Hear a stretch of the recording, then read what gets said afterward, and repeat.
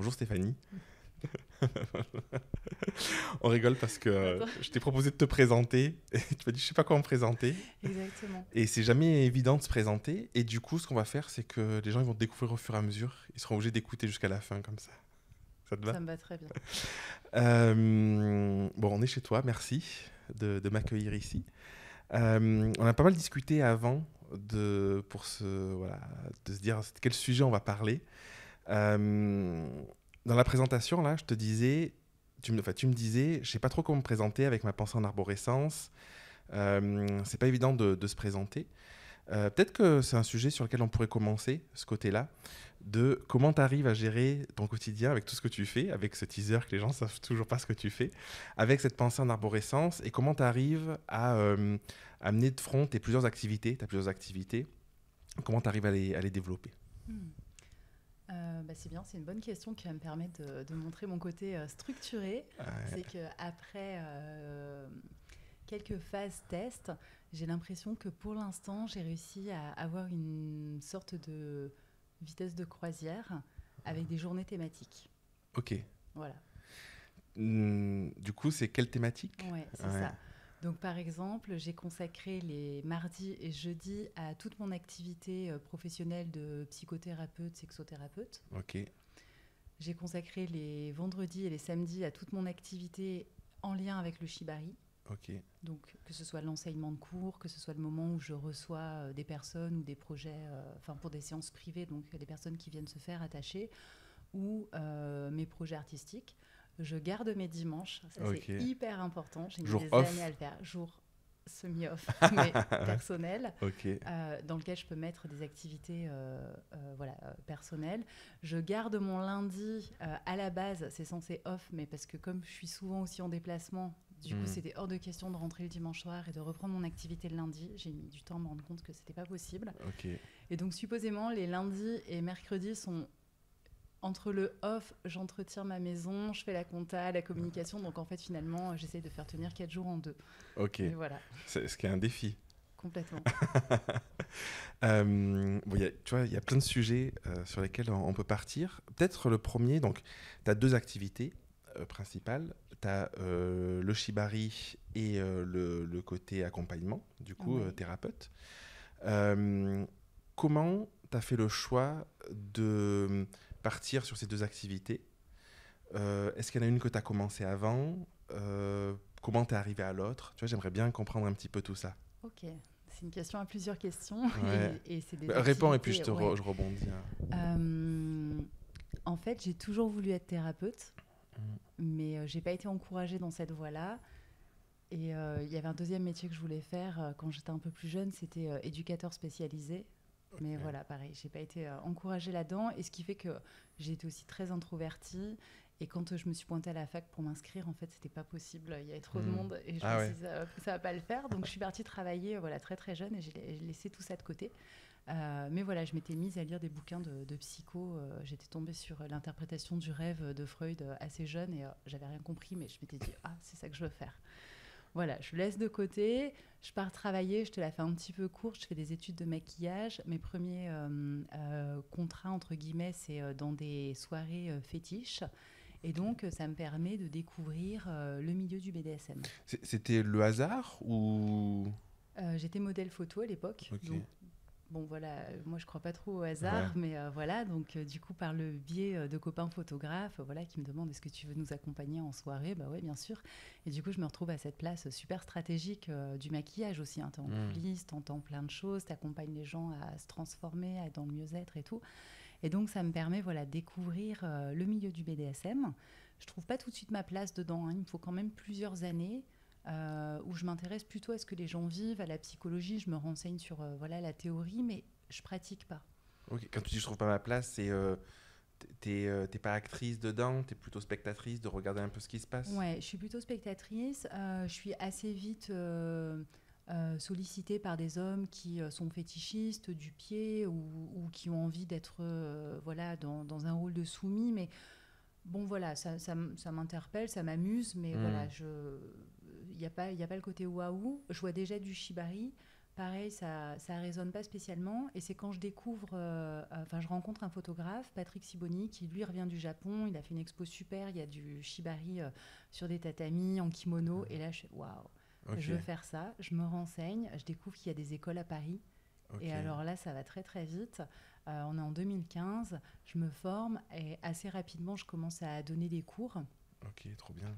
Parce qu'il n'y a rien en région et puis que moi j'adore enseigner. Vraiment, la transmission, c'est vraiment une valeur qui m'anime. Je pense que si demain j'apprenais, je sais pas, la pâtisserie ou la maçonnerie, je donnerais des cours en fait. Je te comprends. Voilà, juste le plaisir de comprendre comment les gens fonctionnent, comment leur permettre d'apprendre.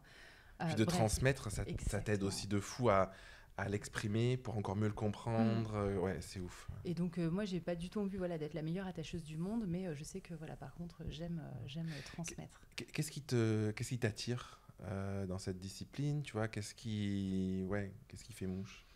Il y a vraiment quelque chose, c'est à la fois, parce qu'il y a plusieurs philosophies, plusieurs écoles dans le shibari. Celle que je choisis, c'est un peu celle qui est la plus traditionnelle, on va dire. Par exemple, on n'a pas le droit, entre guillemets, c'est marrant de faire des guillemets qui a une main, d'utiliser des mousquetons ou de faire des harnais trop confortables. Il y a vraiment cette idée d'aller dans quelque chose de profond où tu vas chercher en toi. Donc ça me permet vraiment de concilier à la fois beaucoup de rigueur, certains concepts esthétiques et philosophiques aussi propres au Japon, un côté très organique aussi qu'on dirait pas, qui apparaît pas à première vue parce que le shibari c'est quand même très, très précis, mais voilà, il y a des choses qui viennent se jouer à cet endroit-là. Et puis toute la dimension du lien invisible, toute la dimension relationnelle, où là maintenant je suis vraiment très focus là-dessus. Et puis toute l'esthétique japonaise. Est-ce que tu peux, peut-être pour ceux qui ne connaissent pas ou pour qui c'est pas clair, expliquer ce qu'est le shibari? Oui. Donc du coup, c'est une pratique qui n'est pas du tout ancestrale, contrairement à ce qu'on peut lire, qui date des années 20 ou 30. Ah oui, c'est récent. C'est très récent. Ça s'inspire d'un art de capture, un art martial de capture qui, lui, par contre, est ancestral. Mais par contre, cette pratique, elle a été érotisée en fait dans les années 20-30, popularisée dans les années 50-60 avec les premiers magazines, les premiers appareils photo et tout ça. Et puis maintenant, c'est vrai qu'on peut l'apprendre assez facilement par le biais de livres ou dans des associations ou en venant prendre des cours. D'ailleurs, tu as écrit un livre? J'en ai écrit 3. J'ai commis 3 livres. Et le 3e est sorti il n'y a pas longtemps. Et donc, c'est une pratique qui, a priori, se pratique à 2. Il y a une personne qui va attacher l'autre.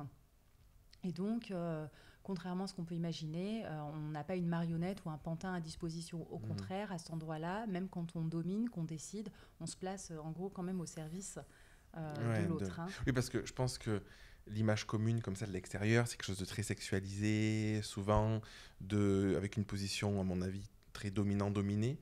Et du coup, de ce que tu me disais tout à l'heure, c'est pas du tout le cas. Ça peut.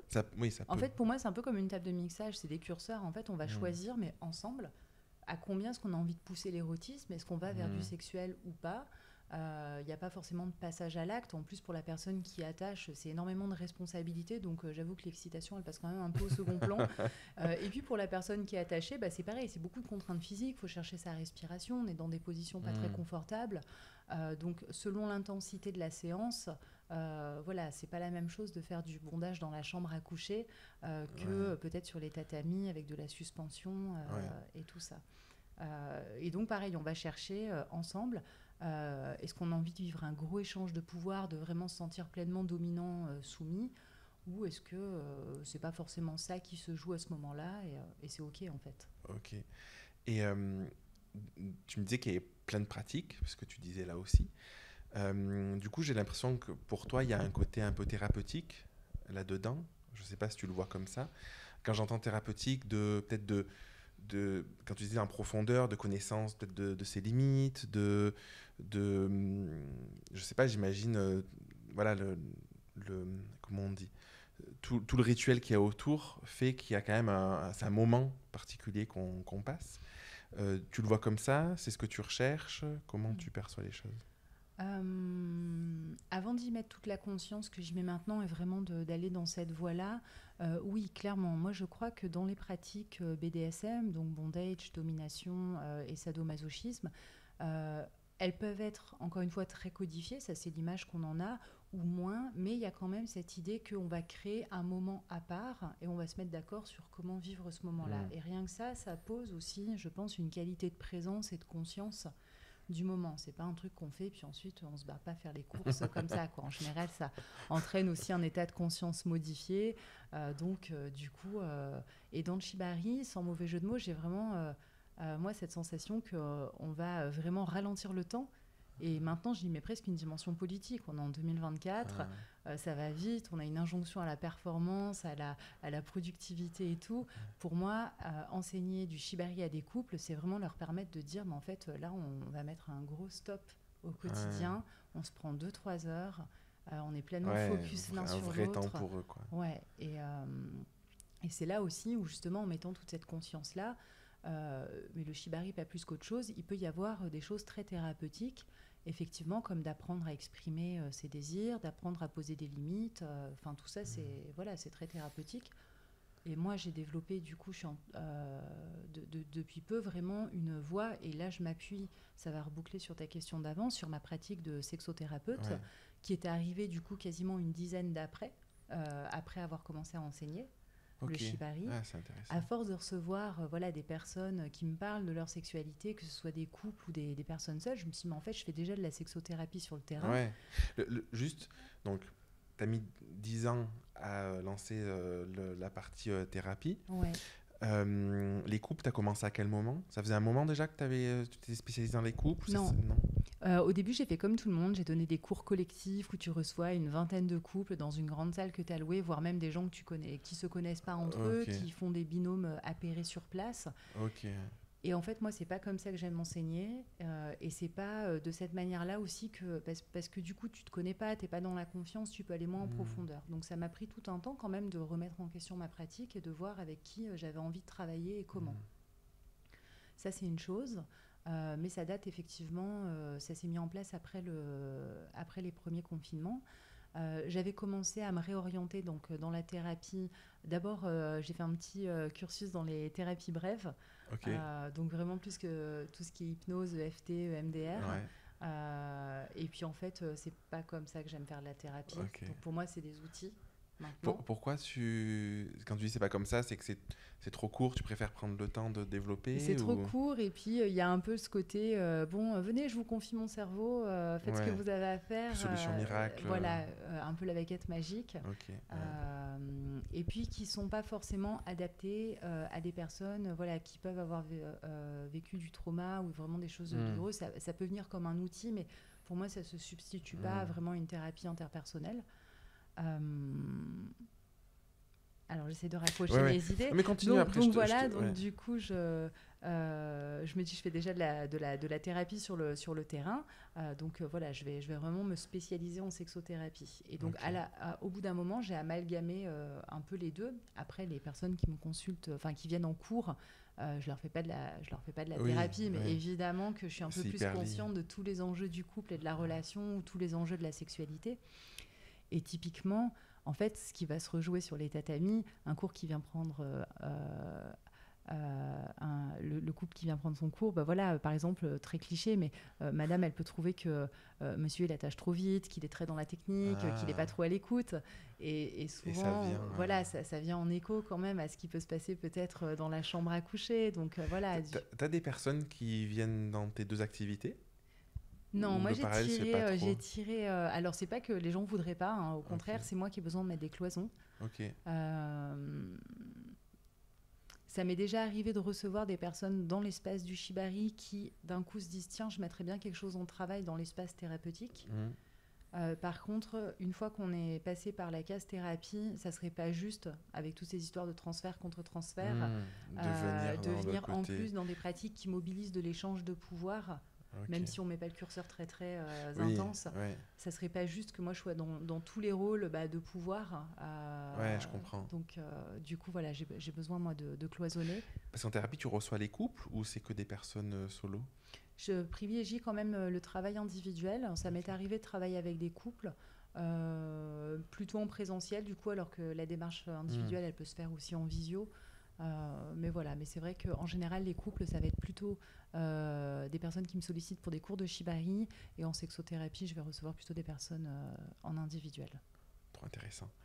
Et du coup, donc, shibari, sexothérapie qui s'est développée, cette partie-là.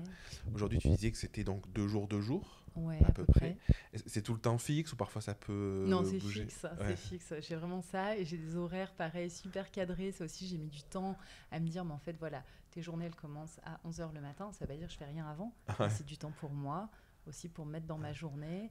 Je fais une vraie pause le midi, 1h30, Ok, et je trop bien. m'arrête à 19 h max. Ok, c'est une question que j'avais. C'est dans ce quotidien, avec toutes tes pratiques, comment tu arrives à trouver du temps pour toi? Comment tu arrives à te ressourcer? Comment tu arrives à trouver un équilibre de vie? Mm. Ben, c'est pas simple parce que j'ai l'impression que je fais que des métiers passion. Et donc, Hmm. c'est aussi pour ça que je me suis mis à les fractionner, vraiment pour avoir aussi, être quand même dans une continuité de pensée. Parce qu'avant, j'avais des journées qui pouvaient être un peu schizophréniques, quand tu sais, tu te lances et puis tu prends un peu les rendez-vous au lance-pierre quand Ouais. ça se présente. Donc, ça m'a appris aussi à dire non, apprendre à différer, me dire qu'une patientèle, une clientèle, ça s'éduque. Ça, c'est un truc Hmm. que j'ai appris quand je bossais Mhm. dans le tatouage. Ok. Parce que j'ai T'as aussi bossé dans le j'ai tatouage? bossé dans le tatouage et j'ai énormément appris auprès de mes copains tatoueurs. Je ne cesserai jamais de les remercier, mais d'apprendre à poser mon prix, d'apprendre à poser mes Ah, conditions, d'apprendre à me respecter, à prendre soin de moi et tout ça. C'est vraiment auprès d'eux que j'ai appris ça. ok. Et donc, Ah, c'est énorme. de ne pas avoir peur, en fait, de perdre, de perdre un client, de perdre un projet. Mhm. De Et pas donc, courir après ça, quoi, du coup. exactement. Et là, c'est vrai que maintenant, Ça, c'est une clé énorme. ouais, et vraiment, là, c'est les gens qui viennent à moi, et ça, c'est cool. Depuis 3 ans, je le vois, voilà, je suis posée, je suis dans le sud de la France, ça a été un vrai pari. Je te dis, Ouais, ouais. de quitter, Paris, du de coup. quitter Paris, de quitter aussi des activités de domination professionnelle qui étaient certes plus lucratives, mais aussi très épuisantes et que j'avais pas envie de faire justement pour le côté lucratif. Et de me dire, je me recentre à Aix-en-Provence et je prends le pari que les gens vont venir. Et les Ouais. gens viennent, et les gens traversent la France. Et c'est aussi pour ça que je travaille le vendredi et le samedi.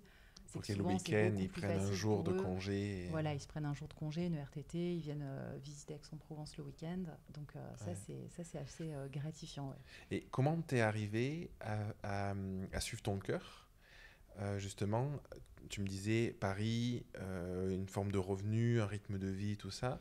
À te dire, ben, je viens dans le sud, je suis un peu mon choix de cœur pour plein de raisons.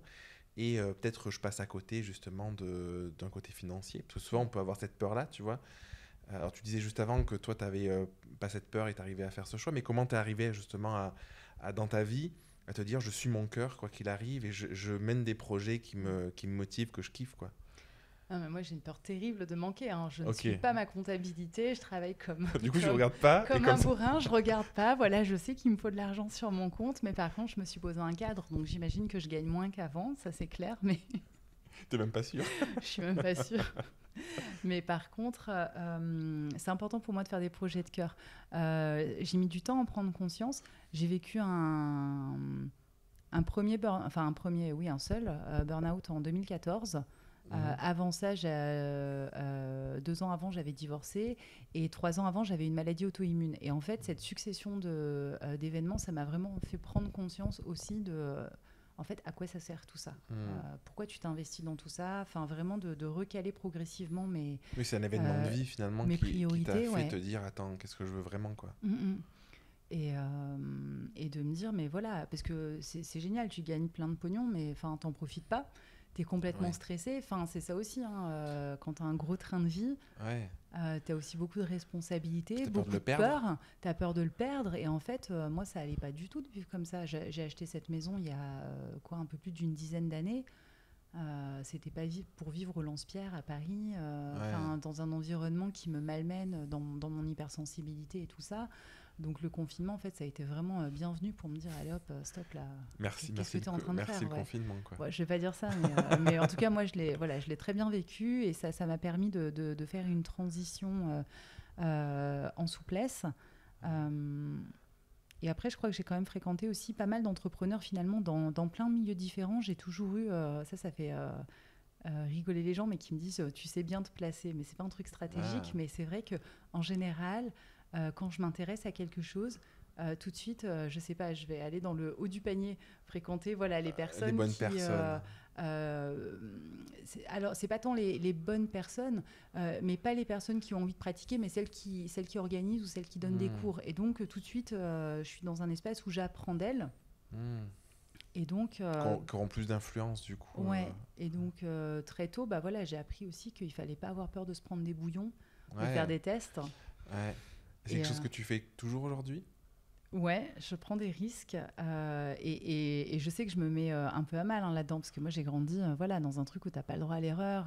Enfin, c'est où il y côté avait une hyper énorme, exigeant. voilà, une grosse pression en fait. Est-ce que tu penses que tu es justement allé vers le shibari d'abord parce que justement il y a un côté libération, lâcher prise, ou c'est pas lié? Tu vois, moi dans ma vision de la vie, je suis persuadé que quand on avance en conscience, tu vois, on peut être que reconnaissant de la vie qu'on a eue parce que c'est nos expériences et celles qu'on n'a pas eues aussi, notre éducation, malgré tout ce qu'on peut en dire, tu vois, douloureuse ou pas douloureuse, qui font qui on est, tu vois. Et pour moi, un des enjeux de la vie, c'est d'arriver à être conscient de ça et à visualiser le maximum possible peut-être comment tes expériences, les parents que tu as eus, l'environnement que tu as eu, les frères et sœurs, en fait, tout ce que tu as vécu t'a façonné de manière un peu singulière et qui fait que tu es la personne que tu es aujourd'hui, tu vois. Et tout à l'heure, tu disais, je crois pas trop au hasard, moi non plus, je crois pas trop. Je pense qu'il peut y avoir peut-être une forme de hasard, je sais pas, tu vois, mais en tout cas, je crois profondément que si on est sur le bon chemin, en tout cas quand on a cette quête un petit peu de chercher le bon chemin et qu'on arrive à se connecter à tout ce qu'on a vécu et le prendre comme un cadeau et du coup arriver à trouver un peu qui on est, c'est beaucoup plus fluide en fait, de manière générale, tu vois. Et du coup, j'ai ce sentiment que tu vois, si je vais au bout de mon propos, que tu me dis si je me trompe peut-être, mais que le fait que tu t'es senti peut-être un peu contrainte ou que tu as eu ce côté peut-être un peu plus cartésien ou perfectionniste parce que du coup on te dit bah, il faut être la bonne élève ou l'enfant modèle, je sais pas si c'était ton cas, mais tu vois, ce cliché-là, bah, peut-être qu'on va chercher à développer d'autres traits qui font qu'on va s'ouvrir à quelque chose de beaucoup plus dans l'équilibre, tu vois, un peu différent et qu'on va développer des traits de caractère ou qu'on va avoir une appétence à aller dans des domaines qui vont nous ouvrir un peu plus, quoi. Oui, il y a clairement de ça. Moi, j'ai grandi oui, dans un environnement très conventionnel.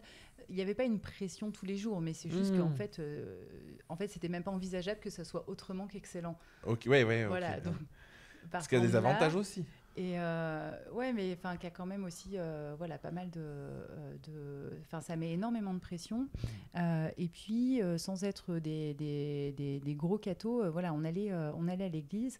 Et là, quand même, moi, ça m'a permis justement, dans la contrainte que j'éprouvais, de ressentir aussi énormément de liberté.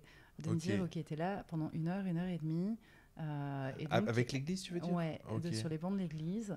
Et donc, de m'intéresser, tu vois, les tableaux qui m'entourent, de regarder des trucs, de trouver de l'espace à l'intérieur de moi, quoi, tu vois. Et de l'espace et du mouvement. D'ailleurs, mon cabinet, il s'appelle Mouvement intérieur, quoi. Tu vois, il y a vraiment cette idée que c'est vraiment dans le millimètre qu'on peut découvrir un univers. Ça, c'est vraiment quelque chose auquel je crois très, très fortement. Et donc, bien sûr que ça a coloré. Après, il y a eu d'autres aussi événements dans ma vie qui ont malmené, je pense, mon rapport au masculin et qui ont fait peut-être que pendant un moment, en tout cas, je pense que la pratique typiquement du shibari et de la domination, il y a vraiment cette idée de on regarde, on ne touche pas, tu es à distance, tu peux rien faire. Ça a été aussi voilà, une étape pour moi voilà, d'être une femme qu'on ne peut pas toucher. Ah, c'est intéressant. Du coup, le côté un peu thérapeutique pour toi de vivre ça, quoi. Clairement. Voilà, donc du coup, oui, je pense vraiment que tout ce qu'on vit dans notre vie, voilà, nous oriente les directions qu'on peut prendre.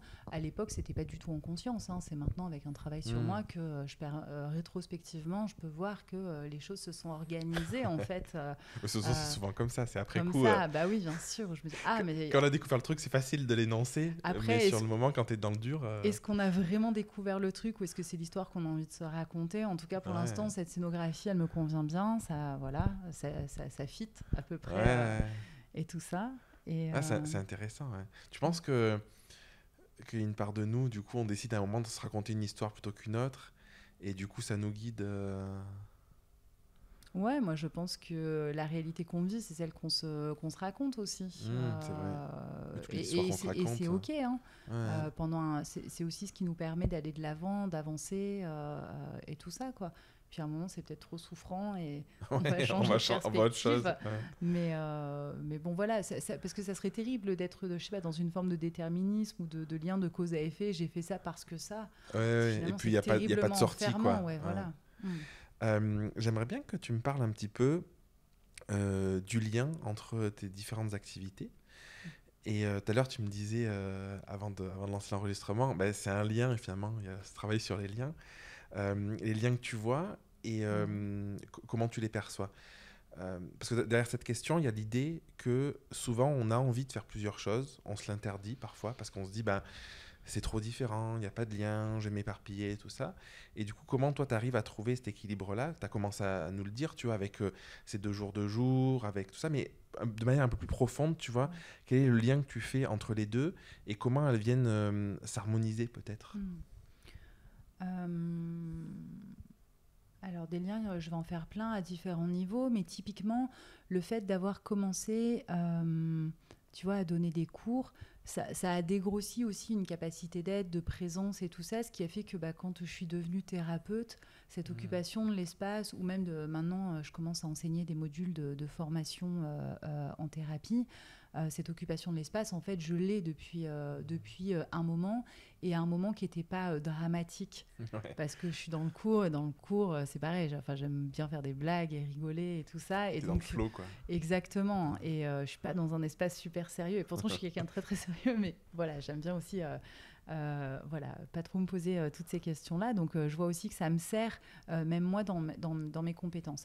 Après, ce que j'entends les cours de BDSM ou les événements ou de Shibari et tout ça, ça m'apporte en fait une vision concrète en fait Mm. de la sexualité, de ce qui se passe sur le terrain. Mm. C'est aussi ça qui m'a permis, par exemple, bah là ce week-end, je donnais ma première formation BDSM et santé psychique, donc pour des thérapeutes. Et l'idée, c'est absolument pas de leur ressortir toute la théorie Mm. freudienne ou je sais pas trop quoi sur ce que peut être les pratiques sadomasochistes de la part de quelqu'un qui ne les a jamais vues ni Mm. expérimentées. En fait, ça, c'est expérimenté depuis mon point de vue de thérapeute dans ce que j'entends en cabinet de thérapie, de mes études, bien sûr, de ce que je vis sur les tatamis ou dans un donjon. Et donc, du coup, c'est beaucoup plus sourcé et dynamique. Mm. Et c'est Basé dans ce sur du concret, sens-là, du voilà, factuel, de c'est ça. l'expérience, quoi. Ouais, moi j'appelle ça voilà sur le terrain, mais il y a vraiment quelque chose de très Mm. très organique. Et j'ai l'impression que je suis, tu vois, dans un mix de à la fois j'ai besoin de quelque chose de très scientifique et en Ah. même temps de très très expérientiel et de tester par moi-même. Les deux sont complémentaires en même temps. Mm, mm. D'avoir le côté un peu théorie et puis le côté expérience, finalement. Parce que Et- tu vois, je pense que parfois, la, la forme de théorie vient nourrir un peu le mental, un peu besoin de compréhension. Et après, le reste vient s'intégrer plus dans le corps, dans l'expérience, tu vois, peut-être. Complètement, complètement. Et d'ailleurs, c'est pour ça, c'est une des raisons aussi pour lesquelles j'avais pas fait mes premières études de thérapie très jeune. Je me suis dit, mais en fait, moi, à 25 ans, je me sens pas d'expliquer la vie. J'ai Ouais, besoin de vivre, en fait, d'abord. ouais, Et j'ai vraiment eu cette sensation que j'avais pas eu d'ouverture sur le monde quand j'étais jeune. Donc j'ai eu ok. besoin, tu vois, de voyager et d'aller dans Ah, d'autres pays, d'aller m'ouvrir aussi à plein de choses pour me nourrir et quelque part pour me donner voilà, de la densité aussi ah, ça... et tout ça. Euh, donc le lien, voilà, donc il y a évidemment ce que m'apportent mes clients qui va me servir à penser les sexualités autrement. Évidemment que dans ce que j'entends, dans un cabinet thérapeutique, c'est pareil, ça vient nourrir aussi là, le dernier livre, L'art du bondage, là, qui est sorti il n'y a pas longtemps, à la Musardine. La Musardine nous a suivis sur le fait d'amener un regard un peu plus sociopolitique et sexo-analyste dedans, et pas juste faire des recettes de Fais comment ça, fais ça, attacher fais ça. et tout ça. Ouais. Donc ça, c'était très chouette. Donc en fait, j'ai vraiment l'impression moi, que toutes mes activités se nourrissent et me permettent, autour d'une problématique, d'avoir des perspectives différentes. Ouais, ok. De- Tu veux dire, du coup, avec des disciplines différentes, de voir une même problématique sous un angle différent, finalement? Ouais. Et puis avec une même discipline. Enfin, oui, pardon. Par exemple, la pratique du shibari, je peux la regarder depuis le point de vue du pratiquant, depuis le Ah point de oui. vue de l'enseignant, depuis le point de vue du thérapeute. Ouais, Et c'est donc, riche du coup. voilà, c'est super riche. C'est pour ça que j'aurais du mal, en fait, là, à renoncer Hmm. à quelque chose et que j'ai l'impression, mais du coup, ça peut être un peu enfermant. J'ai l'impression, tu sais, d'être dans un jeu de Mikado, là, ou un truc où si je retire un élément, tout va tomber, quoi. Et puis ça, Ah, t'as vraiment ce sentiment-là? je crois que je pourrais pas choisir, là. Ouais. Ouais, je vois En même pas. temps, si les deux s'auto-alimentent de manière assez forte, ouais. Ouais, ça alimente aussi voilà, la transmission, que ce soit quand je suis formatrice ou autrice, mais j'ai l'impression que tout se répond et c'est une question qui s'est posée. J'ai été blessée là depuis mai 2023, j'ai une grosse blessure sérieuse au coude qui a vraiment impacté du coup ma pratique de shibari. Et waouh, Ouais. Ça t'a manqué. ça m'a manqué vraiment, Ouais. parce que c'est pas que l'enseignement, c'est aussi ce que les pratiquants m'apportent et qui m'a aidé à concevoir voilà, le tome 3 par exemple et tout ça. Donc j'ai l'impression voilà, que tout se nourrit. Et ça après je fais aussi des liens avec je te disais j'ai des loisirs qui pour moi me permettent de nourrir les mêmes choses. Par exemple je danse le tango, je pratique le tantra et il y a énormément de liens avec le shibari. On est dans l'espace de la lenteur, de l'autre. De l'écoute, de la corporalité, de quelque chose qui ralentit. Et j'ai l'impression que c'est le même fil conducteur, c'est le même fond, mais la forme est différente. Et tout ça, ça nourrit. C'est hyper intéressant. Comment t'es arrivé? La question que j'ai en tête, c'est parce que j'ai plein de personnes en tête qui ont du mal à choisir, donc qui n'arrivent pas à se faire ce choix. Moi Et non tu dis, plus. t'es pas obligé Du coup, de faire je le fais tout. choix, Voilà. mais qui du coup n'arrivent, sont desservis par ça parce qu'en fait, ils n'arrivent pas à s'organiser. Parce que soit un prend plus de place et c'est frustrant de ne pas faire l'autre, soit parce que les deux n'ont pas vraiment de lien, ou en tout cas, ils n'ont pas encore trouvé le lien, tu vois. Et du coup, est-ce que par rapport à ton parcours, donc toi, c'est venu un peu naturellement finalement avec le temps, est-ce que tu pourrais avoir peut-être un conseil de comment arriver à concilier tout ça, comment arriver à faire du lien entre ces différentes pratiques? C'est vrai que pour moi, ça a peut-être été facile, c'est venu assez naturellement et du coup, tout se répond facilement. C'est peut-être ça la clé, de laisser les choses se faire.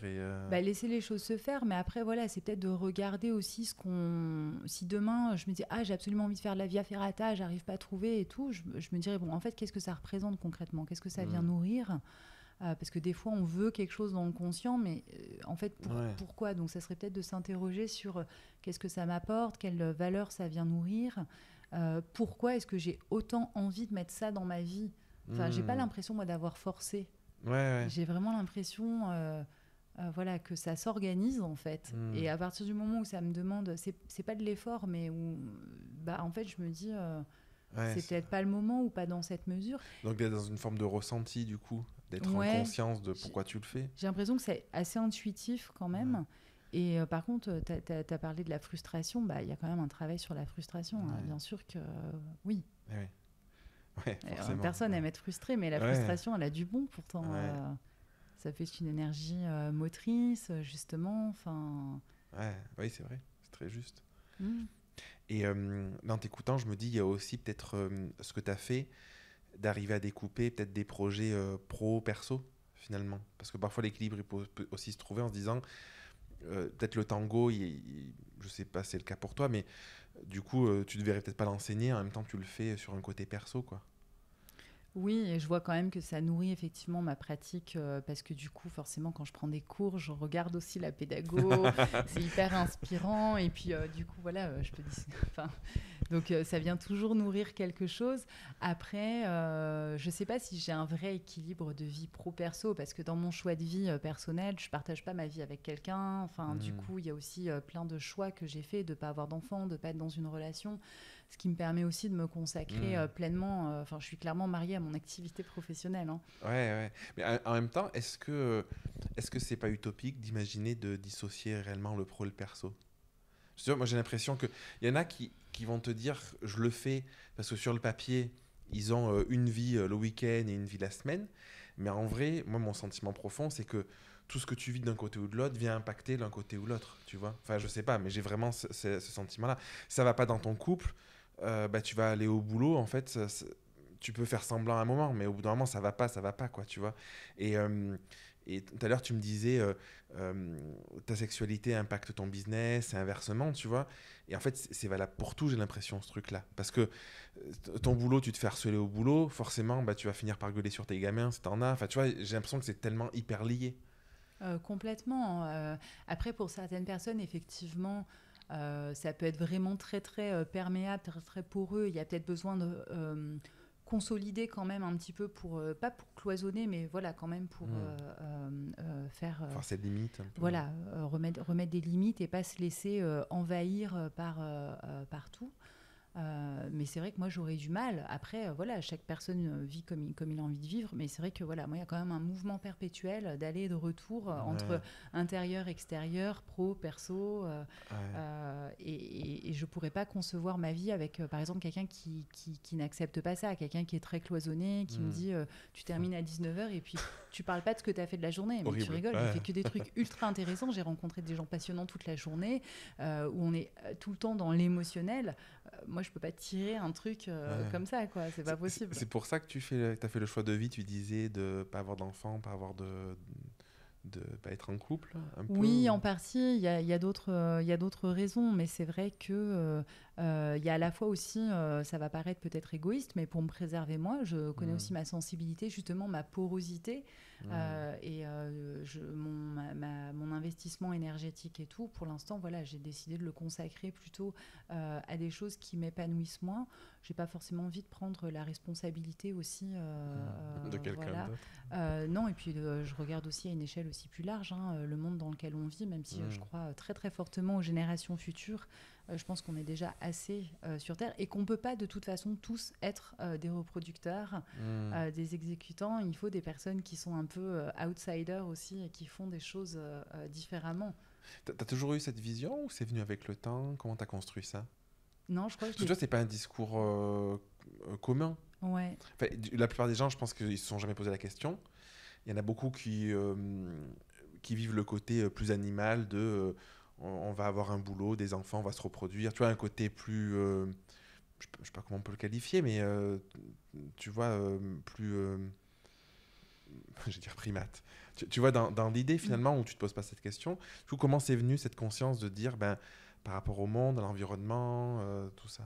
Je sais pas, je me suis toujours sentie en décalage. J'ai vraiment jamais été intéressée par être la maîtresse d'école, la puéricultrice, l'infirmière. Ouais. Pourtant, j'adore voilà, garder des mots, m'enseigner et tout ça, mais c'est pas la même chose que d'avoir les siens. Et puis, Oui, je te le confirme. et c'est pas que j'aurais pas voulu en avoir. J'adorerais avoir des enfants. C'est simplement que je fais le choix de ne pas en avoir. C'est pour ça que je te pose la Voilà, question, c'est que un c'est vrai vraiment choix. en Du coup, conscience, c'est un vrai choix. il peut y avoir bien sûr du renoncement, de la frustration, des fois des soirs où je peux être en ouin-ouin. Voilà, est-ce que je passe à côté de quelque chose? Mais bien sûr, probablement, j'en suis intimement convaincue. Et en même temps, pour le moment, voilà, ce qui résonne pour moi, c'est de mettre en place d'autres choses, modestement, peut-être d'ouvrir la voie aussi à d'autres personnes, de faire aussi une partie, voilà, je sais pas, j'ai l'impression qu'on est dans une époque charnière même, voilà, dans la sexualité, dans la thérapie, pour ne parler que des deux métiers, voilà, que moi Des je peux sujets. avoir. Euh, Jusqu'à présent, il y avait cette vision, par exemple, de la thérapie, un peu comme voilà une blouse blanche qui sait Ouais. quelque chose, voilà où il y a une position Un sachant. d'autorité, un sachant. Et moi, j'ai pas du tout envie d'être à cet endroit-là. Moi, je crois qu'on peut être dans une thérapie beaucoup plus humaniste, féministe même, s'engager autrement et d'être dans quelque chose de plus collaboratif avec nos patients, où on va leur expliquer en fait les choses et pas simplement les promener d'un rendez-vous à l'autre. Bon, c'est très archaïque, hein, c'est une Ouais, vision mais un peu poussiéreuse, je veux dire. Évidemment, c'est pas comme oui, ça partout, mais ouais.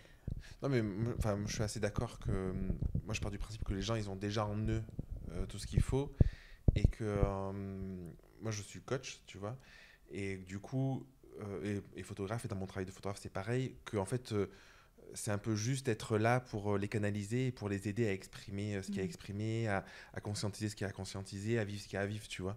Donc, moi, je vois les choses comme ça. Et moi, j'ai envie d'être voilà, une thérapeute qui s'engage. Donc, je prends régulièrement la parole aussi sur les réseaux pour partager de choses qui me sont arrivées. parce que avant d'être une thérapeute, je suis une femme. Hmm. Donc, des galères économiques. Ouais. Le- D'ailleurs, si tu veux voilà, partager un peu, en parler. même des agressions, le sujet de la maternité, tout ça, bien sûr que ça me traverse en fait. Et je pense que c'est plus en me mettant en caisse de résonance avec ce qu'elles vivent. Alors on n'est pas dans l'espace thérapeutique en train de discuter comme on est en train de le faire. Bien sûr. Mais par contre, en prenant la parole, en m'engageant dans d'autres espaces, je crois que ça montre, en participant à ce podcast, c'est de partager ton idée. Voilà, exactement. C'est d'ouvrir les voies. Enfin, en tout cas, voilà. C'est quelque chose que j'ai envie de nourrir. Et quand tu es assigné à la maison, en fait, tu peux pas faire ça. Tu peux pas faire ça. Si, du coup, dans cette perspective de partager des messages forts, quels seraient les messages que tu aimerais vraiment partager, tu vois, là, au monde? Si tu en as, ou les messages. Tu as vu, j'ai dit les pour laisser ouvert, parce que j'imagine que tu en as plein. Tu vois, un truc où tu te dis, j'aimerais vraiment faire passer cette idée, c'est quelque chose qui est important pour moi. Et on est parti pour 3 heures, c'est ça? C'est le moment où je dois dire un truc profond et sérieux. Non, mais, ou pas forcément, Là, ça peut être léger, tu vois. Mais non, mais t'as parlé de plein de sujets, tu vois. Je trouve que c'est déjà profond et sérieux et fort de dire je fais des choix de vie importants et j'ai envie de les partager pour ouvrir la voie, tu vois. Est-ce qu'il y en a d'autres Est-ce que sur ces choix de vie, tu as envie... Tu vois, peut-être qu'on pourrait parler de sexualité un peu aussi. Tu disais l'importance de... Avec toutes les pratiques, finalement, on en vient à apprendre à se connaître sur d'autres plans, tu vois. Donc, voilà, je te laisse ouverte à tout ce qui vient. Toujours très difficile de rebondir avec un champ aussi large. Non, je ne sais pas si j'ai un message... très très fort à faire passer, mais en tout cas je sais que non, je sais rien du tout, cette phrase c'est difficile. Il va falloir couper là. Je ne coupe rien.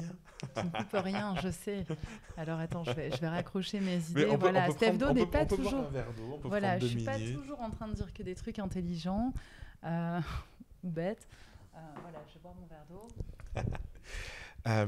Si tu veux, je peux t'aiguiller un peu sur peut-être pour approfondir un peu le sujet des choix de vie, de la place qu'on a, tu vois. Moi, je pense que c'est beaucoup une question de place dans la vie.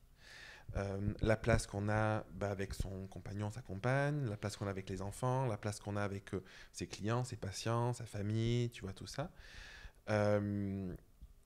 Comment à un moment tu fais le choix de te dire je veux une place plutôt qu'une autre, avec ces sujets un peu de renoncement, de frustration, tu vois, et comment tu arrives à tenir là-dedans? Ouais, au début, il y a les places qu'on t'assigne. Ouais, ok. Et qui n'étaient pas confortables pour moi. Donc, il y a cet espace quand intérieur enfant, qu'il a fallu fallu trouver. Et puis ensuite, moi j'ai un parcours particulier. J'ai rencontré quelqu'un jeune et je me suis mariée à 21 ans. Et ça reste quand même assez jeune. Enfin, mais à l'époque, j'avais besoin de cadre et de me sentir aussi dans une famille. Donc ça a très bien fonctionné pendant un temps. Tu es restée mariée combien de temps? Je suis restée mariée, c'est une histoire au total qui a dû durer 11 ans, mariage inclus, avec les fiançailles, tout le tralala et tout ça. Et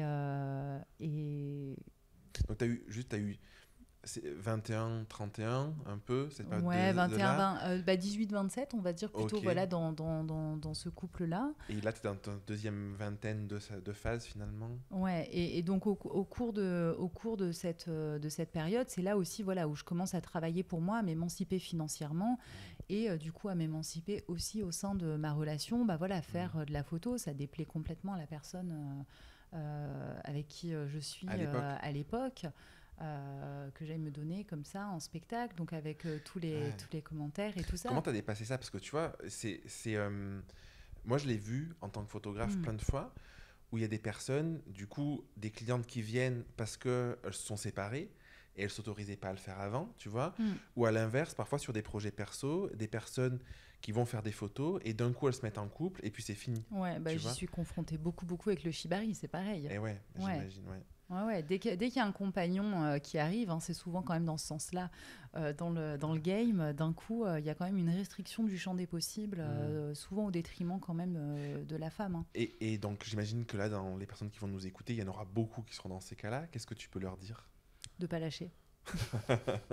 De pas lâcher, c'est hyper important pour moi. Le shibari, mais l'espace thérapeutique, c'est des espaces de soi, d'exploration du soi, et de pas le voir que sur le plan du récréatif, mais de se dire que c'est des espaces dans lesquels on apprend à se connaître, dans lesquels on mobilise justement d'autres facettes.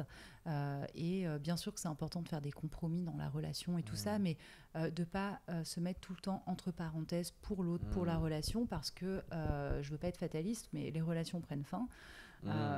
Et souvent, il ne reste pas grand-chose et on se dit, voilà, qu'est-ce que j'ai fait pour moi, en fait, durant toutes ces années et à quoi j'ai renoncé. Et moi, je me suis rendu compte que voilà, j'avais renoncé à beaucoup de choses, que j'avais mis ma santé à mal.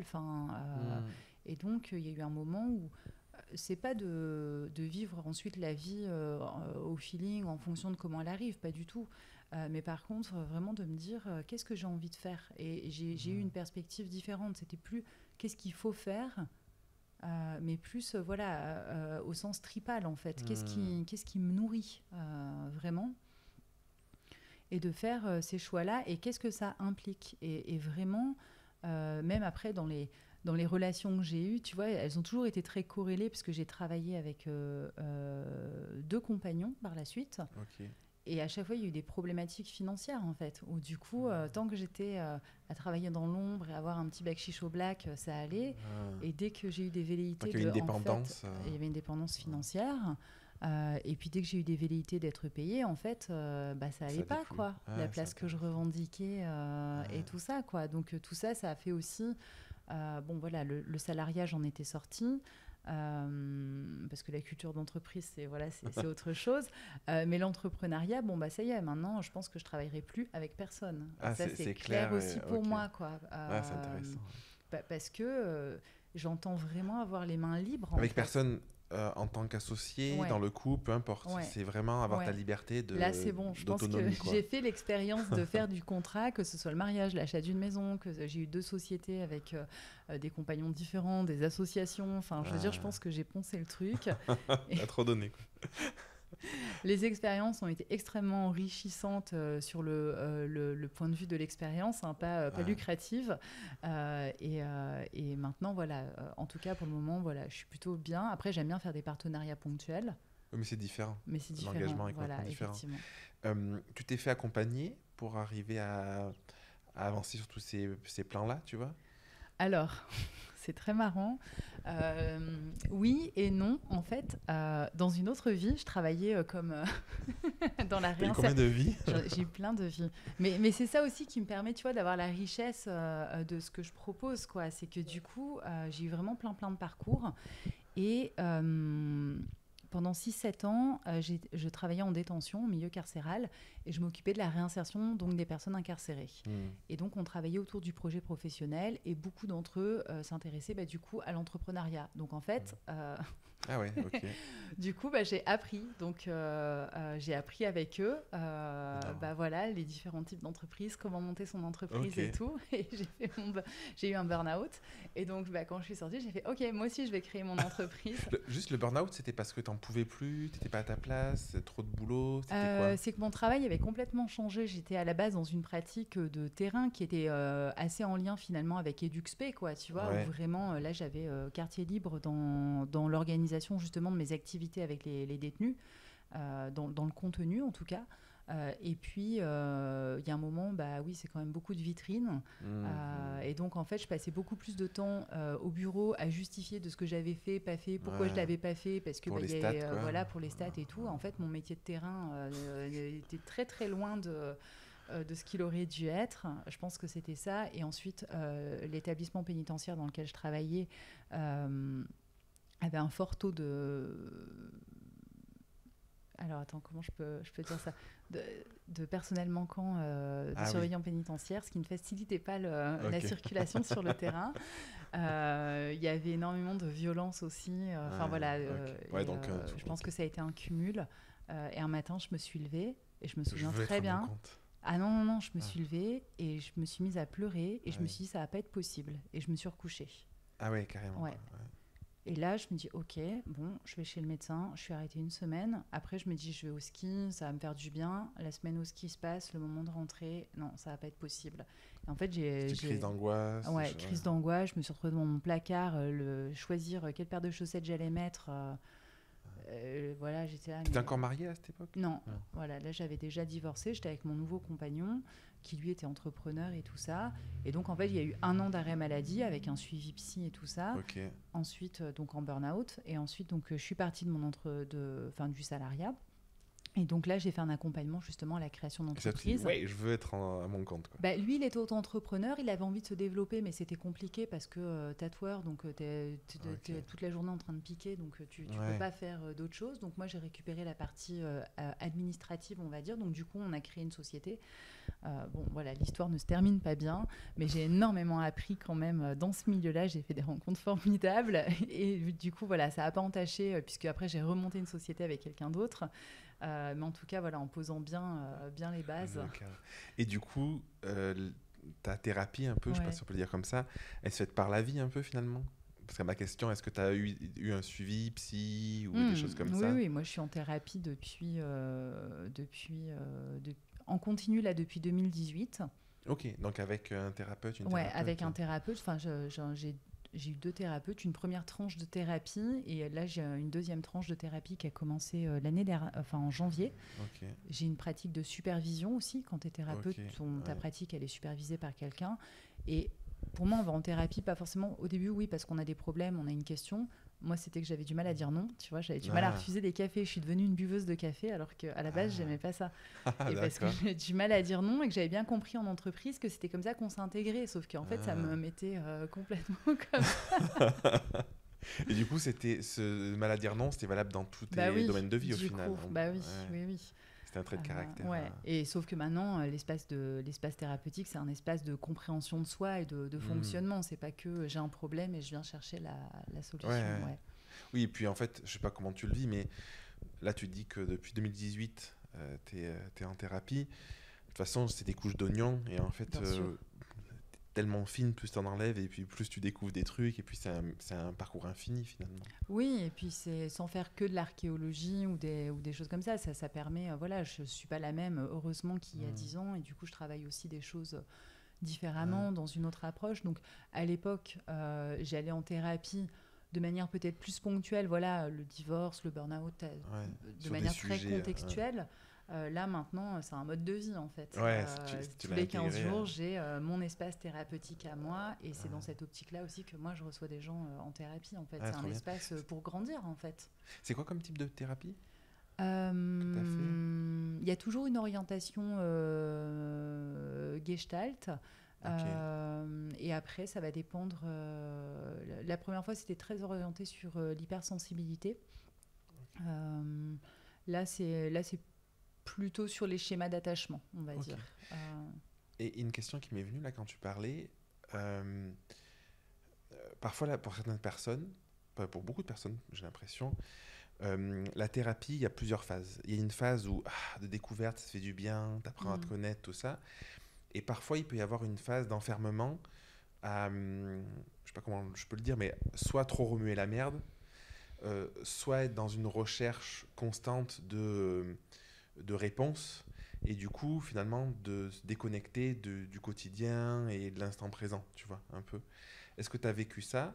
Tu vois, des personnes qui vont, j'ai en tête des personnes qui vont être vraiment dans euh, je veux creuser à tout prix tout le temps, et du coup dans une quête de connaissance de soi, dans une quête de mieux-être, de bien-être, tu vois, finalement oublient l'instant présent et sont toujours dans une recherche constante de apprendre à plus se connaître, mais que je pourrais qualifier de trop excessif, tu vois, et qui vient te couper de juste expérimenter des trucs et te lâcher la grappe de temps en temps, tu vois. T'as vécu des trucs comme ça? C'est pas ce que tu vis? Je vois certaines personnes à qui ça pourrait, ouais, qui pourraient être dans ce cas-là. Souvent, c'est ma chère patientèle neuroatypique qui a tendance à beaucoup intellectualiser les choses Ouais, voilà, et qui souvent peut c'est lié à avoir ça. des difficultés justement à aller vivre la vie. C'est peut-être bien d'en parler. Effectivement, des fois, ça peut faire entrave à la thérapie. Alors là, c'est pas que chez les neuroatypiques, mais des personnes qui vont beaucoup intellectualiser, qui arrivent, qui ont déjà posé leur diagnostic. Et du coup, en fait, ça enferme parce qu'on peut pas, il n'y a pas de travail thérapeutique, puisqu'en fait, finalement, j'ai plus de place. La personne arrive, elle se récite. Il y en a même qui ont utilisé tous les manuels vraiment plutôt réservés aux psys en disant voilà, je suis le tableau, machin, truc et tout. Bon, du coup, à quoi je sers donc, qu'est-ce qui se passe en fait? Donc, ça, on le remet en travail.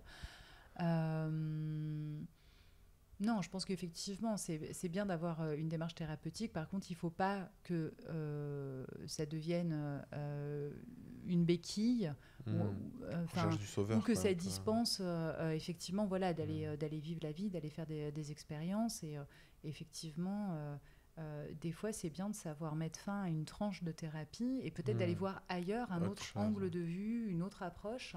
Ouais. Du coup, est-ce que tu peux développer un peu, toi, la thérapie que tu pratiques, comment tu la pratiques, à qui elle s'adresse peut-être?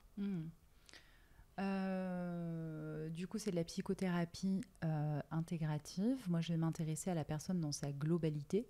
Même si certaines personnes, par exemple, viennent me voir plutôt sous la casquette sexo-analyste, donc en rentrant en thérapie avec une problématique de l'ordre de l'intime, je vais quand même pas faire l'économie de tout ce qui les compose. Moi, j'adore m'intéresser à ce que j'appelle l'écosystème d'une personne. Comment elle vit, qu'est-ce qu'elle mange, comment elle gère son quotidien, parce que clairement, ça vient impacter la sexualité. Tu peux ne pas être bien dans ton taf, vivre l'impuissance dans ton travail, et puis que comme tu peux pas l'exprimer au travail, ça va peut-être s'exprimer dans ta sexualité. Donc, c'est aussi d'accompagner la personne à faire des liens, lui proposer aussi un éclairage. Mais moi, je ne sais pas, en fait. Donc, on cherche ensemble. Moi, je suis plus là pour tiens, il y a un angle mort ici. On va voir. Voilà. Donc, et puis quelqu'un qui rentrerait pour une psychothérapie au sens plus large, évidemment que je ne ferai pas l'économie d'aller questionner l'intime, la sexualité. Après, là quand même, depuis 1 an et demi, mais parce que je crois très fortement aussi on attire aussi ce qu'on vibre, en tout cas ce phénomène de résonance. Je suis plus dans des problématiques classiques de baisse de désir, problème de communication. J'ai quand même, mais au-delà de ce qu'on attire, je pense que c'est un vrai problème sociétal et systémique. Énormément de personnes qui viennent parce qu'elles ont été victimes de violences. Ouais. Et ça, c'est quand même... le côté victimologie. Ouais. Donc ça, c'est vraiment un axe sur lequel je me forme pour mieux accompagner. Parce que ça, je l'entends à la fois dans les personnes qui viennent dans l'espace du Shibari et puis dans des personnes qui viennent en thérapie. Alors, soit elles viennent pour travailler autour de ça, ce qui est quand même plus rare, parce que bien souvent, ces violences, elles se sont passées quand la personne était jeune. Et donc, il y a cette croyance qu'il y a une mise à distance chronologique et qu'en gros, c'est passé. Oui, une construction autour, quoi. Ouais. Et donc, c'est aussi de pouvoir faire des liens aussi entre comment cet événement a créé du trauma qui n'est pas forcément actif, mais qui peut être c'est des personnes qui n'en ont même pas conscience, qui n'en ont pas forcément conscience, ouais. Alors, soit parce qu'il y a eu des amnésies traumatiques, partielles ou totales, soit parce qu'elles se souviennent bien de ce qui s'est passé, mais que comme c'est éloigné dans le temps, il n'y a pas forcément de lien de quand tu as été exposé aussi jeune à une violence que tu ne peux pas nommer, l'espace de saisissement dans lequel tu es et comment cette sensation de figement, de saisissement, ce brouillard peut continuer de venir imprégner le quotidien. Et donc voilà, donc c'est aussi de les accompagner à faire ces liens. Mais là, il n'y a pas de, encore une fois, il n'y a pas de protocole. Mon prof nous le disait tout le temps, la relation avant le protocole. Et c'est aussi pour ça que la théorie c'est bien chouette, mais c'est surtout la qualité de présence en fait. C'est plutôt des hommes, des femmes, les deux? C'est les deux. Ma patientèle, c'est majoritairement des femmes. Ça a été compliqué pour moi, je sens que j'oscille dans mon travail avec les hommes, parce que souvent, il y a un endroit où c'est rendu impossible, parce que leur démarche n'est pas toujours très, très claire. Ah, ok. Et donc, pour la partie thérapie, la partie Shibari? La partie thérapie. Ok. Et donc, des hommes qui, en fait, rentrent en thérapie avec moi, mais qui, en fait, ont une autre demande qui, à un moment ou à un autre, va émerger. Et, de manière consciente ou inconsciente, et prendre de la place ça. dans l'espace thérapeutique. Et c'est vrai que voilà, moi je peux avoir des phases dans lesquelles je me dis bon, ok, je ne travaille plus avec les hommes, j'ai besoin de me protéger. Comme tu disais tout à l'heure, un peu aussi. Voilà, et puis des phases où je me dis ben non, pas tous les hommes. Voilà, donc ok, je réouvre mon agenda à la jante masculine et puis on va mettre ça en travail. Ah, en fait, bon, c'est compliqué, ils n'ont pas envie de comprendre. Il y a une tellement grosse déconstruction à faire à plein d'autres niveaux qui vient se rejouer dans l'espace thérapeutique. Oui, parce qu'après, c'est la question aussi de vouloir changer le monde. Mais dans quelle mesure aller vers des gens qui n'ont pas conscience et l'énergie que ça demande de les changer aussi, c'est pas le même boulot, quoi. Ouais, c'est vraiment pas le même travail. Et donc, moi, je suis absolument pas pour cloisonner le masculin, le féminin, l'homme, la femme et tout ça. Par contre, effectivement, dans toutes mes pratiques, que ce soit voilà, le tango, le tantra, le shibari et tout, je crois au contraire à l'union. Par contre, je crois aussi au travail individuel. Ce serait bien que certains prennent leur part. Et effectivement, je vois bien que l'espace thérapeutique ne suffit pas. Voilà, mais par contre, oui, les hommes sont, enfin, pour revenir quand même à ta question première, les hommes aussi sont victimes de violences et le travail est d'autant plus difficile que les hommes sont aussi socialisés à être dans la performance, dans la mise à distance, n'ont pas appris à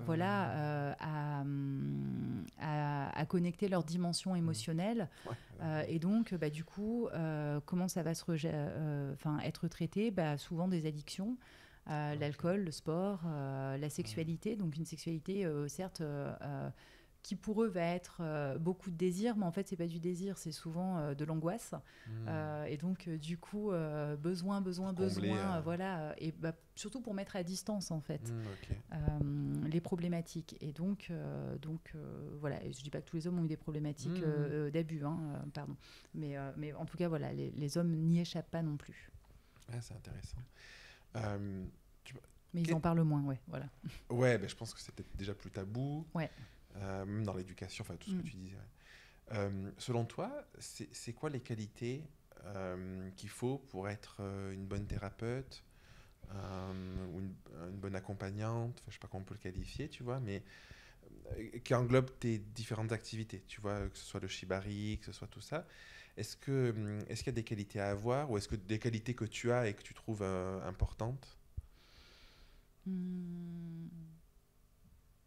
Déjà, ça va paraître un peu naïf, mais d'avoir le cœur ouvert. Ah, ok. Ouais, c'est vrai. Non, vraiment d'être curieux de l'autre. Qu'est-ce que tu entends par le cœur ouvert? Parce que moi, j'ai eu le cœur ouvert, là, quelques mois. Voilà, pour moi, c'est vraiment cette dimension d'accueil de l'autre, de vraiment avoir fait aussi suffisamment de travail sur soi pour mettre de côté ses jugements, ses représentations et pour pouvoir accueillir l'autre là où il est. L'effet miroir un peu. Et voilà, et pouvoir se mettre en résonance aussi avec, voir l'endroit dans lequel ça va venir faire résonance chez soi et voir comment ça peut être utile à l'autre. Donc là, je parle aussi du transfert contre-transfert, mais pas en prenant toute la place, je te raconte la vie, je te dis que c'est comme ça qu'il faut faire, mais dans un dévoilement aussi de soi qui peut être utile. Et d'être vraiment voilà, dans de la connexion en fait, à l'autre. Des fois, ça peut être un peu difficile parce que voilà, on va découvrir aussi une manière de penser. Moi, à mes débuts, quand j'ai eu une grille, quand j'ai chaussé les lunettes du féminisme, c'est dur aussi. Une fois que tu vois le monde à travers ces lunettes-là, de plus les mettre et tout ça, et pour autant de se dire que tout le monde ne les a pas encore, que c'est pas une erreur de pas les avoir, d'essayer de garder. Oui, parce que quand tu as quelqu'un en face de toi, de prendre la distance, le recul, de te dire la personne elle est qui elle est. Mais voilà, c'est dur, quelqu'un qui arrive et qui va être, je sais pas, anti ceci, pro cela, de se dire ok. Alors, est-ce que c'est possible ou pas pour moi de travailler avec cette personne ? Et des fois, c'est pas possible. Et je crois que c'est juste de le dire, de pas se forcer parce que ça va être juste pour personne dans quelques séances. Et si on se dit que c'est juste, d'essayer d'être curieux de qu'est-ce qui fait que cette personne Elle est là et pas c'est pas bien, je vais essayer de la convertir. Ouais, et en même temps, de pouvoir lui proposer et si on regardait autrement. Ouais, c'est intéressant. Ouais, c'est hyper intéressant. Ça, voilà. Donc, du coup, c'est un vrai travail de funambuliste, d'équilibriste, voilà, de entre soi, avec l'autre. Moi, je le vis parce que plus tu prends conscience des choses, plus tu vois des choses. Tu vois, c'est des gens qui sont à livre ouvert devant toi, quoi. Et du coup, ce travail de recul est important. Et là, tu vois, je pensais à des thérapeutes qui vont être thérapeutes sexo, par exemple, mais qui n'ont pas, auxquels leurs patients n'ont pas accès à leur vie. Toi, tu as quand même un truc particulier, c'est qu'en fait, les gens, ils n'ont pas accès à ta vie, mais en tout cas, ils ont accès à un pan de ta vie, sur le shibari, sur plein d'autres choses. Est-ce que ça a un impact dans ta pratique, dans la perception qu'ont les gens, et dans ta manière d'être thérapeute ? Oui, clairement. Après, moi, c'est un parti pris et en même temps, comme j'ai d'abord été connue, j'ai une certaine notoriété dans le milieu du shibari, du BDSM, c'est poser la question de qu'est-ce que je fais en fait ? Est-ce que je travaille incognito et que je dissocie, je cloisonne ? Et en même temps, avec Internet, c'est impossible. Oui. Donc, à un avec moment ta philosophie ou à un de dire, autre, il y a un fil rouge dans plein de choses. Voilà, c'est ça. Donc, c'était pas cohérent. Schizo, donc, du coup, voilà, je me suis dit, OK, pour moi, c'est... Donc, il y a quand même une forme de contrôle aussi de ce que je montre, de ce que je partage. Par contre, il m'était arrivé effectivement de prendre la parole sur des sujets très personnels. J'ai été victime d'agressions, j'en ai témoigné pour montrer comment est-ce que même quand, par exemple, tu es thérapeute, tu es au courant de ce que c'est que le process de sidération. T'as beau avoir la connaissance intellectuelle, quand ça t'arrive, ton corps il freeze, donc le corps et l'esprit c'est pas la même chose. Vous êtes tout à l'heure en fait entre la connaissance théorique et l'expérimentation dans le réel, quoi. Et quand j'ai eu pris la parole publiquement là-dessus, eh bien j'ai eu des retours dans ma patientèle de femmes qui avaient vécu en fait des choses comme ça. Et elles étaient en thérapie avec moi depuis un moment, et donc l'alliance était faite, il y avait de la confiance, mais elles ont vraiment eu, quelque part, une preuve de plus que je pouvais les entendre à cet endroit-là et qu'au-delà de les entendre, il y avait quelque chose de l'ordre du même. Et finalement, est-ce que les gens que tu accompagnes le mieux, ce ne sont pas ceux qui ont cette résonance avec ce que tu as vécu ? Parce que quand tu as vécu quelque chose, mieux que personne, tu peux comprendre et connaître ce que ça fait, même si tu n'as pas toutes les nuances. Mais moi, ça, c'est ce que je mets en travail justement en supervision. Je vois bien à quel endroit, avec mon patient, alors mon patient, il ne le sait pas, bien sûr, c'est des résonances inconscientes. Et puis, je ne suis pas là pour lui partager « Ah, moi aussi, j'ai vécu ça ». Mais ça, par contre, tout de suite, je l'amène en supervision en disant « Ok, alors mon patient me partage ça, moi, il y a ça qui se met en miroir. » Et du coup, voir comment ça peut être utile. Donc, du coup, voilà, pour moi, c'est important. Je ne suis pas transparente. À tout relayer en temps et en heure. L'espace thérapeutique, mes patients, ils me disent, voilà, j'ai vu que vous avez écrit sur tel poste. On n'est pas en train de parler du coup de mon expérience, mais ils me disent, ça a été un tremplin, pour pouvoir eux ouvrir leur parole. Donc oui, moi c'est un vrai parti pris. Ça peut être délétère à certains endroits, notamment avec la clientèle masculine, qui du coup, en fait, érotise énormément, en fait. Oui, parce que, s'ils ne voient pas ça, en fait, il y a moins de place à le faire. Là, ils ont, en fait, un aperçu réel, donc ils ne sont plus dans ce que je peux imaginer de Stéphanie Do. Là, il y a vraiment, je vois les photos. Donc, il y a un énorme travail de en fait, ce patient-là, donc il vient me rencontrer, mais en fait, il me connaît d'autres espaces. Donc, du coup, qui est-ce qui vient rencontrer ? La thérapeute, mais en fait, ça serait la dominatrice. Et du coup, voilà, donc ça peut être délétère comme ça peut être aidant. Ça peut être facile quand même à gérer au quotidien, non ? Non. Je vais pas mentir. Tu vois, moi, j'ai pas eu ces problématiques-là. C'est pas simple du tout, quoi. Mais voilà, écoute, pour l'instant, c'est là. Ça fait partie de ce choix de vie. Quand c'est trop souffrant, c'est ce que je te dis. Voilà, je remets certaines cloisons. Et puis j'estime que j'en ai à apprendre aussi, tu vois. Alors, en fait, je me dis que ça me fait nourrir encore une fois autre chose et que je vais forcément réussir à le transmuter. Peut-être un jour j'écrirai Stéphanie Do, ma pratique thérapeutique, et du coup confidence sur divan. Je suis convaincu de ça, de vivre ce genre d'expérience, c'est hyper riche aussi, quoi. Est-ce que tu pourrais développer un peu ce qu'on s'était dit un peu en off, là on a commencé à en parler, le, le lien entre sa sexualité et le reste de sa vie? C'est une question large, mais C'est une question non, très très large. je sais plus sur quoi on l'avait quantifié tout à l'heure sur. Tu sais que ça me rend joueuse, hein, parce que je pourrais dire, mais qu'est-ce qui fait que tu te poses ces questions? Est-ce que tu Ouais, veux en parler? mais non, mais parce que je pense que moi c'est quelque chose que je vois, Mm. tu vois, euh, sur ce côté.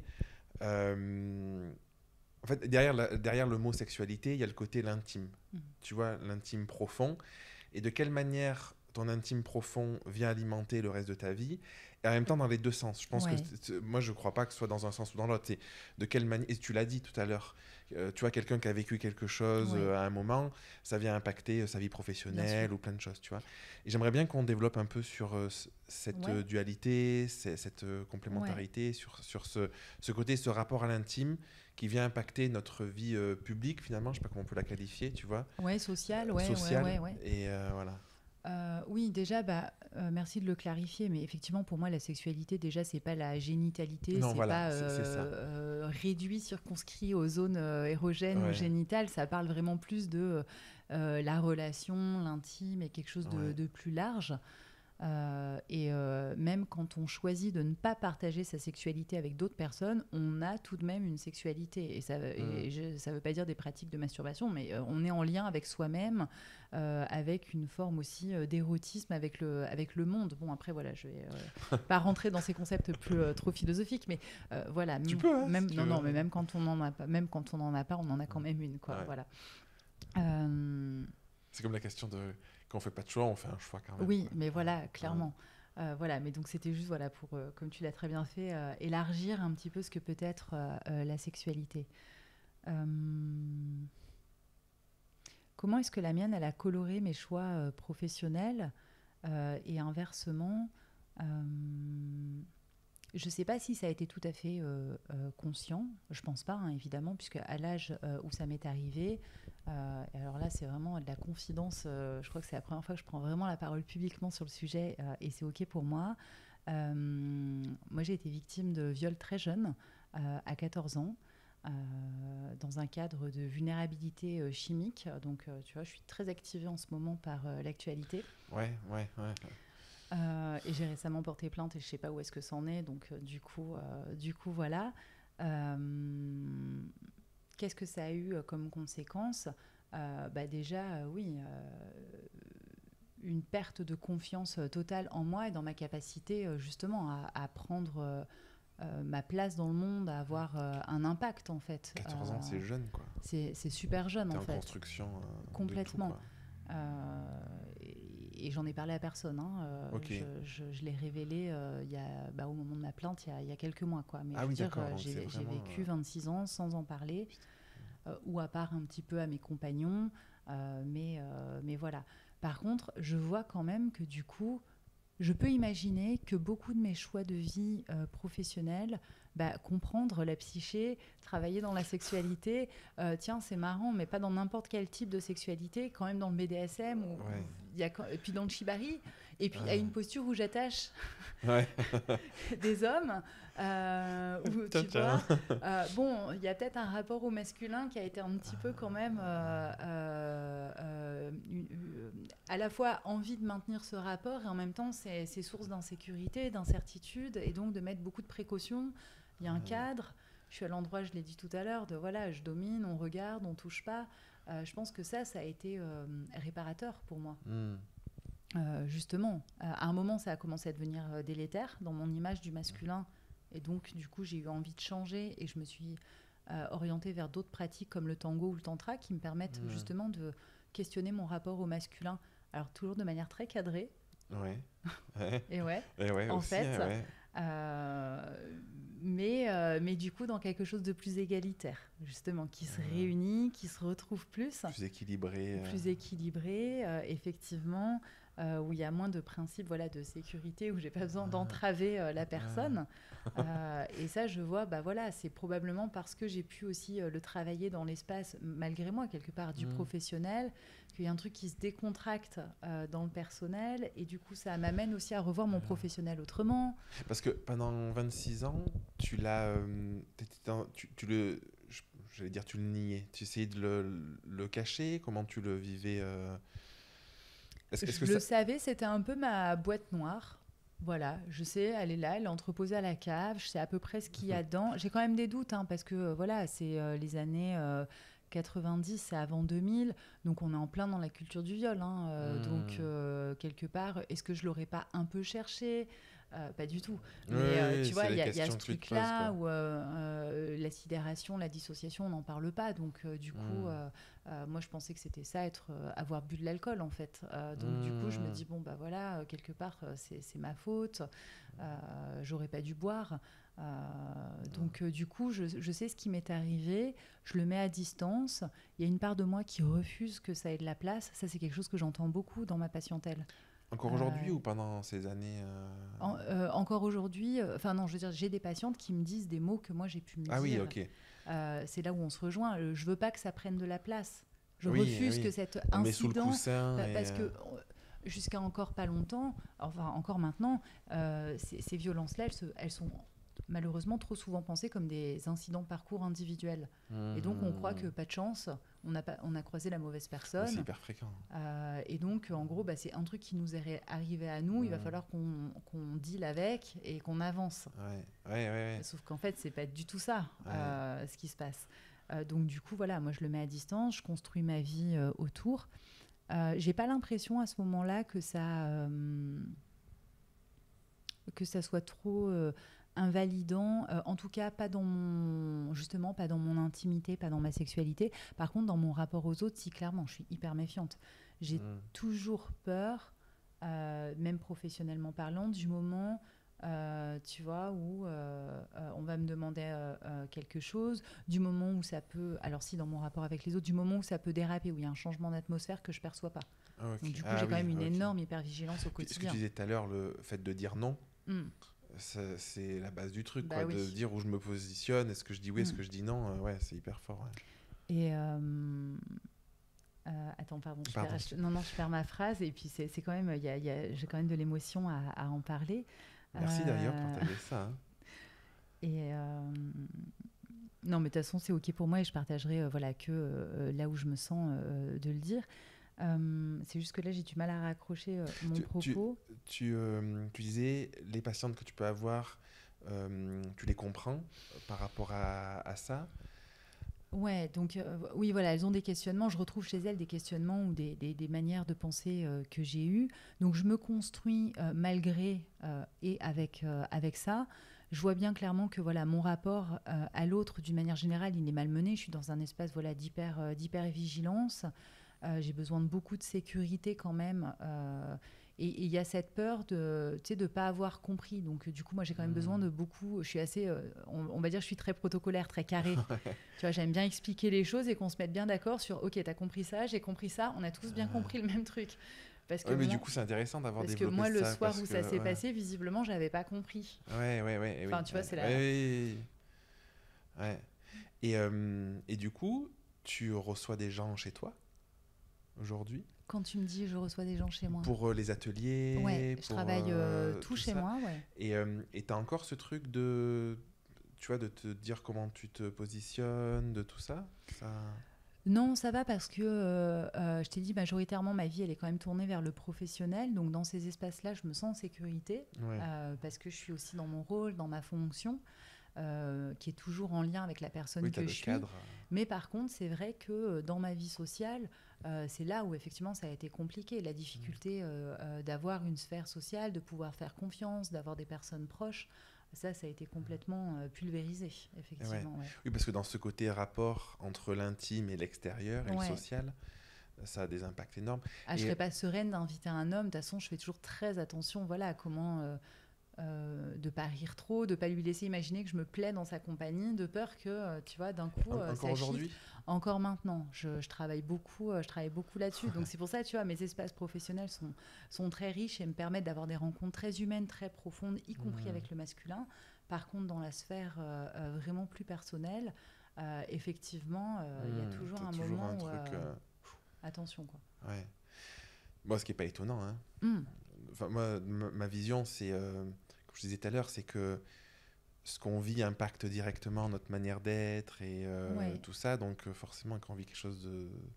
Et du coup, pour faire le lien, continuer de faire le lien et comment ça impacte, bah oui, c'est sûr que moi, l'importance du consentement est au cœur de mes pratiques Hmm. dans la sexualité, la Ouais. recherche des violences sexuelles, et puis dans l'espace du shibari et du BDSM, d'être vraiment extrêmement vigilant, voilà, à la corporalité de la personne. Est-ce qu'elle est dans un état, voilà, de relaxation? Est-ce qu'elle est dissociée? Est-ce que le consentement verbal a une pratique, mais est-ce qu'il y a le consentement corporel aussi? Enfin, voilà, vraiment T'es attentive à ça, du coup, de voir tout le Ouais, et non-verbal puis de et. sensibiliser les gens. Enfin, vraiment,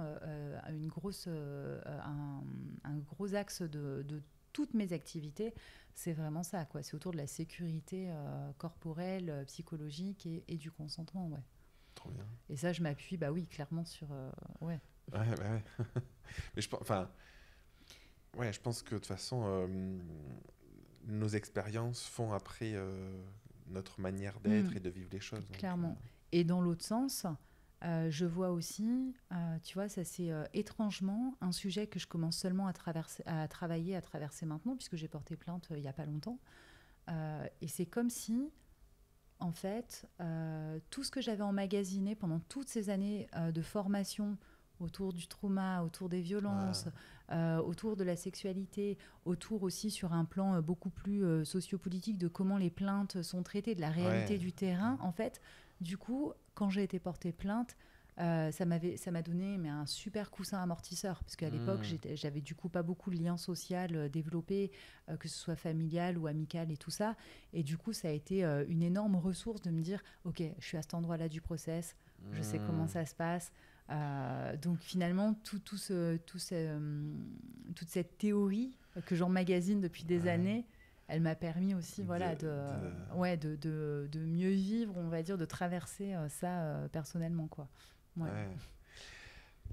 T'as eu 10 ans jusqu'à tes 27, 30 ans, tu disais tout à l'heure, donc cette première phase de vie. Là, tu as eu 10 ans d'une seconde phase de vie, un petit peu. La Stéphanie, dans 10 ans, Je sais rien. elle est où? Elle fait quoi? Euh, Elle a transformé quoi dans le monde? Elle a quelle vie? Je sais pas, c'est une très bonne question. Où est-ce que j'ai envie d'être? J'ai envie de continuer à faire ce qui me plaît, ça c'est sûr. Continuer, reprendre peut-être plus de voyages. Là, il y a une. Parce que là, je suis beaucoup sur des déplacements professionnels, mais je sens que j'ai envie de.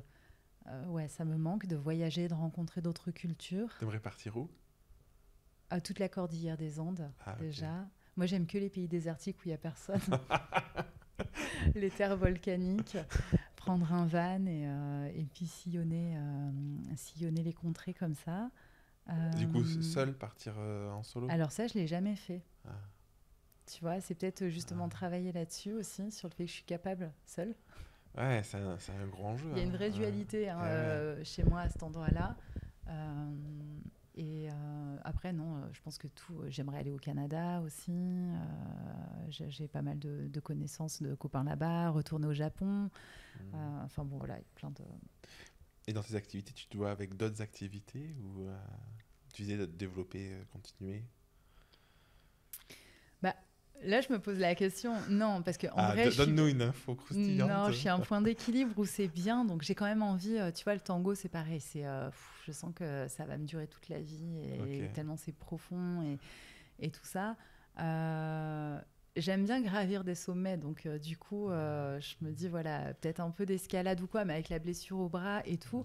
Et d'un autre côté, je me dis aussi que ça serait peut-être bien que je fasse l'expérience d'avoir des activités qui te mobilisent pas intellectuellement ou émotionnellement, genre aller à la salle de sport. Ouais, ok, ouais. Tu sais, faire un truc où tu réfléchis pas, je me dis que ça doit être, je sais pas, ça doit être luxueux de pouvoir faire ça. je sais pas. Mettre le cerveau au repos. Je suis comme toi, mon cerveau, Je sais il pas tourne tout quoi, le tu temps. vois, ou peut-être réussir à relire des romans. Hmm. Parce que là, moi, je lis que des trucs de sociaux, machin truc et tout, et Ouais. Et avec le shibari, tu reviens pas dans le corps, justement? je suis passée pro, moi, donc du coup, Ouais. il y a quand même une dimension, bien sûr, ça me fait toujours plaisir, je suis dans mon corps, mais je suis dans un corps aussi qui est là pour l'autre. Oui, en Je suis plus dans réflexion un et corps pour moi, juste ou de même je laisser suis plus aller. dans une pratique, tu vois, où je lâche prise. La plupart des personnes, quand elles viennent me voir, c'est pas qu'elles ont des attentes, mais quand même. Oui, Euh, bah oui, oui. du coup, c'est vrai que voilà, je suis plus forcément dans une pratique. On essaye, on cherche, Ouais. c'est pas grave. Il y a quand même toujours un petit peu d'enjeu. Oui, t'es moins dans la découverte. Ouais, il y a Ouais. un côté un peu. Ou alors, il faudrait que je m'intéresse peut-être à une autre philosophie du shibari. Elle est peut-être expérimentée auprès d'un autre, une autre lignée d'enseignement, peut-être. Pour voir d'autres nuances, d'autres Ouais, subtilités. Ouais. peut-être. Non, après, je sais pas comment. Je sais pas. Je veux continuer d'écrire, ça c'est sûr. Ouais. Ça, c'est un axe que j'ai vraiment envie de T'aurais écrit développer. combien de livres dans 10 ans? J'en sais rien. Ah, Mais t'en as écrit 3? j'en ai écrit trois qui étaient relativement. Je sais que c'est horrible de dire ça, mais facile. Ouais. Je Et te comprends. parce que j'étais dans la zone de confort. Ouais.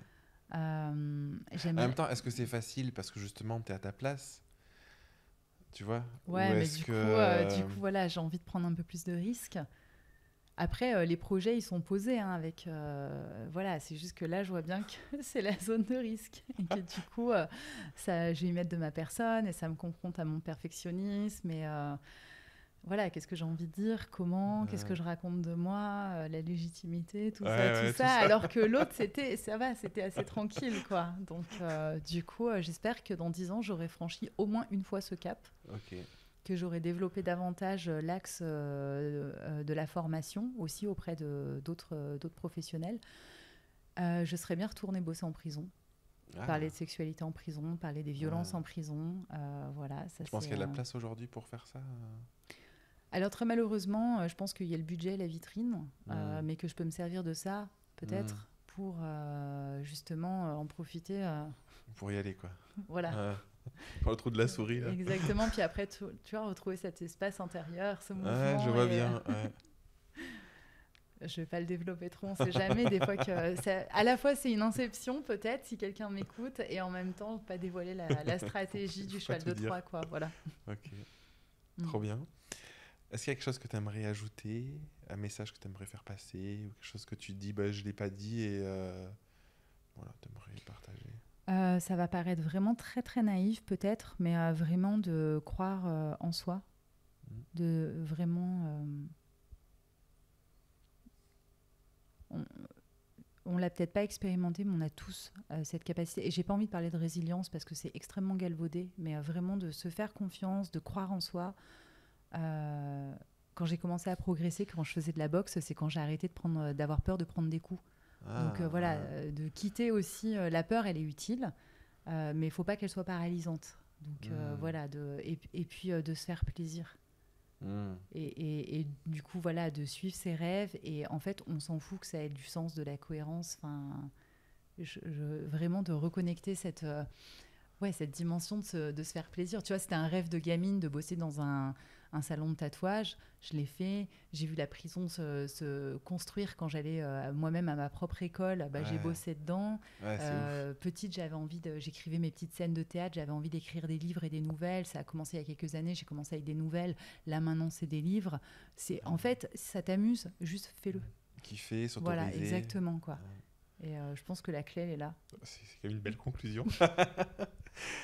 Pour les personnes Et qui veulent... merci. Bah écoute, avec plaisir, les personnes qui veulent te retrouver. Merci à toi hein, d'ailleurs. Ouais. Ouais. Alors, moi j'ai toujours très peur, mais mon compte Instagram, Mm.